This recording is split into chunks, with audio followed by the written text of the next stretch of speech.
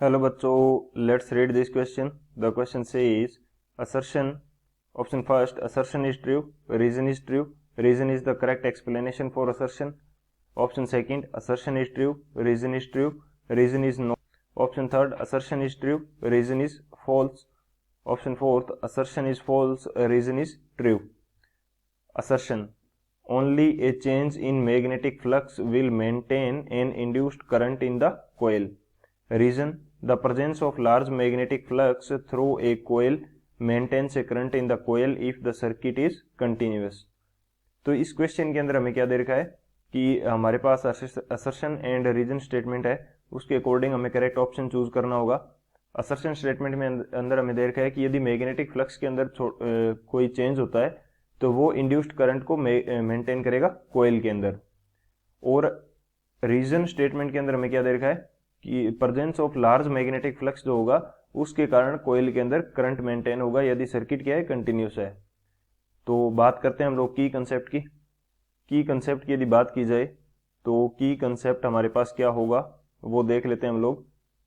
की कंसेप्ट के अंदर हम यहाँ पे डिस्कस करेंगे फेराडे लॉ को. Faraday's law. According to Faraday law, यदि हमारे पास फ्लक्स के अंदर चेंज होता है तो उसके कारण एक ईएमएफ जनरेट होगा और उस ईएमएफ को हम रिप्रेजेंट कर देते हैं ई से, और इसकी वैल्यू किसकी इक्वल होती है, minus D phi by D T, यानी कि rate of change in the flux इसके इक्वल होगी. ये मैग्नीट्यूड की हम बात कर रहे हैं. बेसिकली ये जो नेगेटिव साइन होता है वो मैग्नीट्यूड के अंदर हमें यहाँ पे लेने की जरूरत नहीं है, लेकिन मैं जो नेगेटिव साइन है इसके बारे में बता देता हूँ कि ये जो इंड्यूस्ड ईएमएफ है ये अपने इंड्यूस होने के रीजन का अपोज करता है, जिसकी वजह से हम यहाँ पे क्या लेते हैं, माइनस यूज करते हैं. तो ये हमारा मेन की कंसेप्ट होगा. इस की कंसेप्ट की हेल्प से यहाँ पे क्वेश्चन सोल्व करते हैं हम लोग. अब यदि मैं बात करता हूँ सॉल्यूशन की, तो सॉल्यूशन क्या हो जाएगा इस क्वेश्चन के लिए. हमें असर्शन स्टेटमेंट जो है उसके अंदर बोल रखा है कि जो चेंज होगा मैग्नेटिक फ्लक्स के अंदर वो क्या करेगा, इंड्यूस्ड करंट को जनरेट करेगा.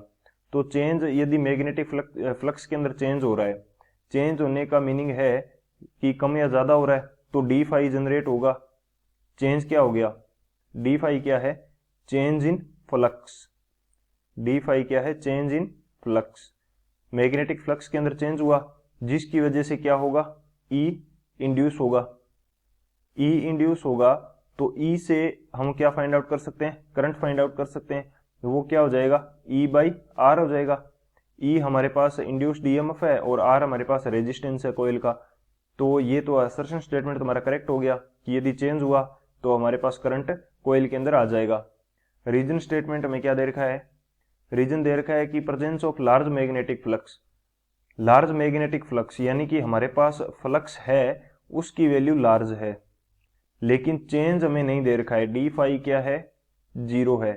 हमें बोल रहा है कि प्रेजेंस है लार्ज मैग्नेटिक फ्लक्स की, लेकिन फ्लक्स के अंदर चेंज नहीं है.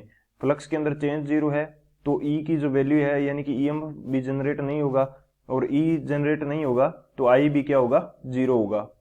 तो रीजन स्टेटमेंट हमारा करेक्ट नहीं होगा, इनकरेक्ट हो जाएगा.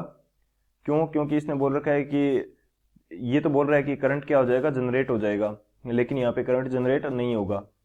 तो कौन सा ऑप्शन हमारा करेक्ट हो जाएगा, असर्शन हमारा करेक्ट है, रीजन इनकरेक्ट है.